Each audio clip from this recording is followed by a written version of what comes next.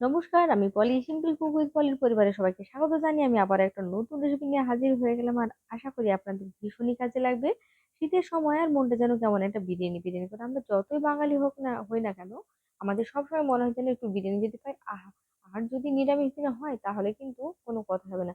কি দেখে ভাবছেন পেঁয়াজ দিয়ে দিয়েছি নিরামিষ বিরিয়ানিতে? মোটেই না। তো চলুন, এর জন্য ভিডিওটা সম্পূর্ণ দেখবেন, নিশ্চয়ই ভালো লাগবে। এর জন্য প্রথমে নিয়ে নেব 700 গ্রাম চাল।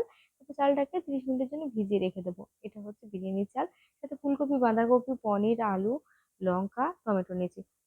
তো চলুন প্রথমে হচ্ছে এই সবজিগুলোকে ভালো করে কেটে কুটে চার নিচ্ছি। আনি কিভাবে করছি সাজিরে দেখুন, আদা সাথে একটা রেসি কাজু পাতা, কিশমিশ তারপর দিয়েছি নিয়েছি আর 1 এখানে চামচ নিয়েছি বড় গোটা মাপের কিছু মসলা, আদা, লঙ্কা আর বাটা। গোলমরিচ, এখানে গোলমরিচ। 1 কাপ দুধ নিয়ে এখানে ভিজিয়ে দিলাম জ্যাফরনটা আগে থেকে। তার মধ্যে আমি এখানে দিয়ে দিলাম বড় চামচে 2 চামচ হ্যাঁ, জমাট রয়েছে তাই জন্য আমি এখানে 1 চামচ দিয়েছি। আর তারপরে এখানে গোলাপ জল নিয়েছি 1 চামচ, আর কেওড়া জল নিয়েছি 1.5 চামচের মতো। তারপর খুব ভালো করে এটাকে মিশিয়ে নেব। আপনারা চাইলে কিন্তু এখানে ঘিটাকে গরম করে আলাদা দিতেই পারেন, তাতে কোনো সমস্যা নেই। যেহেতু দুধটা গরম ছিল সে কারণে আমি এখানে মিশিয়ে দিয়েছি। এবার এখানে 100 গ্রাম দইটাকে নিয়ে ভালো করে ফেটিয়ে রেখে দেবো। তারপর চলে যাব পরের ধাপে। আলুগুলো ঠিক আমি এভাবে কেটেছি, ফুলকপিগুলো দেখতে পাচ্ছেন বেশ বড় করে কাটা হয়েছে। এবার যেটা করতে হবে, ফুলকপিটাকে একটুখানি আমি একটু ভাপিয়ে নেবো। জল দিয়ে একটু ফুটে যে উঠবে অমনি নামিয়ে নেবো। একদম সেদ্ধ করে ফেলবো না। বাঁধাকপিটা আমি কিছুটা পরিমাণ কেটে নিয়েছি, যেটা আমি হচ্ছে পেঁয়াজের মতো যেটা রেখেছেন আমি সেভাবে ব্যবহার করব। তো যাই হোক, প্রথমে আমি এখানে কড়াই তেল দিয়ে দিলাম, তারপরে একটা বাঁধাকপিটাকে ভেজে নিচ্ছি। তো যতক্ষণ বাঁধাকপি ভাজা হচ্ছে ততক্ষণ কিন্তু আমি বাকি কাজগুলো সেরে নিতে পারবো। তো চলুন, এখানে হচ্ছে বেরেস্তাটা সুন্দরভাবে হয়ে গেছে। হ্যাঁ, বেরেস্তা বলা ভুল, কারণ হচ্ছে এটা বাঁধাকপির পাতা ভাজা। তারপর এবার ছড়িয়ে দেবো, দেখবেন বেশ সুন্দর সুন্দর একটা একটা হয়ে যাবে। তারপর ফুলকপিটার জলটা ঝরিয়ে নিয়ে এখানে আমি ফুলকপিটাকেও ভেজে নিচ্ছি। এবার বলে রাখি, ফুলকপিটা সবেমাত্র ফুটে উঠেছে আর আমি অমনি নামিয়ে নিয়েছি। যখন লাল লাল করে ভাজা হয়ে যাবে আমি এটাকেও তুলে সাইড করে দেবো। তারপর এখানে দিয়ে দেবো আলু। এইভাবে দেওয়ার কারণ হচ্ছে, দেখবেন ফুলকপিতে যখন তেল থাকে তেলটা কিন্তু ঝরে যায়। আর এখানে আলুর মধ্যে কিছুটা পরিমাণ লবণ দিয়ে দিলাম, আর গোটা মসলার মধ্যে এখানে দিয়ে দিলাম জলের মধ্যে। তারপরে এখানে জলটা একটু ফুটতে দেবো, দিয়ে দেবো ধুয়ে রাখা চালটা। আমি চালটা আগে বলেছি 30 মিনিট আগে আমি ভিজিয়ে রেখেছি। আপনার কাছে যদি মনে হয় তেল কম ব্যবহার করবেন তাহলে কিন্তু বলবো একবার এইভাবে আলুটা যে কোনো রান্নায় কিন্তু এভাবে করতে পারবেন। তো জলের মধ্যে আমি দিয়ে দিলাম বড় চামচের 1 চামচ লবণ, তারপরে এখানে চালটা দিয়ে এটাকে 90 ভাগ সেদ্ধ করে নেবো। আলুগুলো দেখতে পাচ্ছেন ভাজা হয়ে গেছে। আমি এটাকে তুলে রেখে দেবো। ঠিক এভাবে কিন্তু আমি করে থাকি। আমি তেল মশলাটা একটু কম ব্যবহার করে থাকি। তো 1 চামচের তেল দিয়ে দিলাম, সর্ষের তেল, আর দিয়েছি সাদা তেল। তারপর পনিরটাকে ভালো করে ভেজে নিচ্ছি। তো বলে রাখি, এখানে বড় চামচের আমি তেল ব্যবহার করেছি। পনিরটা ঠিক এরকম ভাজা হয়ে গেলে আমি তুলে রেখে দিচ্ছি। এই যে। আর হ্যাঁ, পনিরের সাইজগুলো কিন্তু অবশ্যই একটু বড় করে নিতে হবে। এখানে শুকনো লঙ্কা আর সামান্য একটু জিরে দিয়ে আমি দিয়ে দিচ্ছি টমেটোগুলো। টমেটোকে একটু নরম করার জন্য একটু ঢাকা দেবো। তারপর ঢাকা খুলে নেড়ে দিয়ে বাকি উপকরণগুলো ব্যবহার করব। আবার একটু নরম করে হয়ে গেছে। আর এর মধ্যে দিয়ে দিলাম আদা লঙ্কা বাটাটা।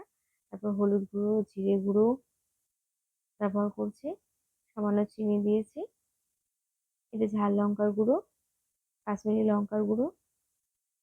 এটা অপশনাল। কাশ্মীরি লঙ্কার গুঁড়োটা যদি ভাবেন যে দেবেন না তাহলে কিন্তু আপনি স্কিপ করতে পারেন। তবে দিলে পরে কালারটা ভালো আসবে। তো আমি বাটিতে একটুখানি জল দিয়ে দিলাম। এবার মশলা খুব ভালো করে তেল ছাড়া পর্যন্ত কষিয়ে নিতে হবে। তেলটা ছেড়ে গেলে এখানে দিয়ে দিচ্ছি আমি লবণ। তবে খেয়াল রাখবেন যে আমি এখানে কিন্তু চালে এবং আলুতে লবণ ব্যবহার করেছি। সেই হিসেব করে কিন্তু এখানে অবশ্যই লবণটা ব্যবহার করবেন। তো এখানে আমি 4 চামচের 1 চামচ লবণ দিয়েছি। এবার এখানে দিয়ে দিচ্ছি বিরিয়ানি মসলা। বিরিয়ানি মসলার রেসিপি চাইলে কিন্তু অবশ্যই আমি লিঙ্ক দিয়ে রাখবো। সেখানে কিন্তু আপনি রেডিমেড হোক কিংবা বাড়িতে তৈরি করা বিরিয়ানি মসলা ব্যবহার করবেন, দেখবেন বেশ ভালো লাগবে। তো এখানে আমি আলুগুলো কিছুক্ষণের জন্য কষিয়ে নেব। আর এদিকে দেখে নেবো ভাতটা আমার ঠিকঠাক হয়েছে কিনা। হ্যাঁ, এখানে হয়ে গেছে। তো ভাতটাকে আমি হচ্ছে একটু জলটা ঝরিয়ে নেবো। তারপরে সেখানে আলুটা কষানো হয়ে গেছে। 5 মিনিটের মতো আমি ঢাকা দিয়ে কষিয়ে নিয়েছি। এই যে সুন্দরভাবে কিন্তু তেল ছেড়ে গেছে। এবার আপনারা কতটুকু আলু ব্যবহার করবেন সেটা কিন্তু একান্তই আপনাদের ব্যক্তিগত ব্যাপার। এবার এখানে ফুলকপিটাকে দিয়ে দিচ্ছি। ফুলকপিটা দিয়ে একটু কষিয়ে নেবো, বেশি নয়। তারপরে এখানে ব্যবহার করবো গরম জল। কারণ আলুটা তো সেদ্ধ হতে হবে, তাই না? আর ফুলকপি তো খুব তাড়াতাড়ি সেদ্ধ হয়ে যায়। তার মধ্যে ফুলকপিটা একবার শুধুমাত্র জলে ভাপানো রয়েছে।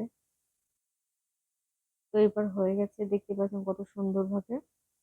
তো যাই হোক, এখানে হচ্ছে এবার ঢাকা খুলে দিলাম। ঢাকনা খুলে দেখলাম যে এখানে কিন্তু ফুলকপিগুলো বেশ সুন্দরভাবে 70 ভাগ মতো সেদ্ধ হয়ে গেছে। আলুটা সেদ্ধ হতে যেহেতু বাকি রয়েছে, সেখানে কিন্তু আলুটাকে আমি সেদ্ধ করবো। তার আগে ফেটানো দইটা আমি এখানে দিয়ে দিলাম এবং আস্তে আস্তে আলতো হাতে আঁচটা কমিয়ে রেখে এটাকে জাল করে নেবো। আলুটা এখানে কিন্তু সেদ্ধ হয়ে গেছে। নামানোর আগে এখানে আমি দিয়ে দেবো পনিরগুলো। তার সাথে মিক্স করে নিচ্ছি ভালো করে। এই যে দেখতে পাচ্ছেন ঠিক ২ মিনিট পনিরটা দেওয়ার পর ফুটিয়ে নিচ্ছি। এবার এখানে এড করে দেবো ফুলকপি। হ্যাঁ, আপনারা যদি ভাবেন যে না এত ঝামেলা করবেন না, তাহলে কিন্তু আপনাদেরকে বলবো এত ঝামেলা না করে আপনারা আলুগুলোকে কিন্তু সেদ্ধ করে নিয়ে ভেজে মসলার সাথে কষিয়ে নিয়ে ব্যবহার করতে পারেন।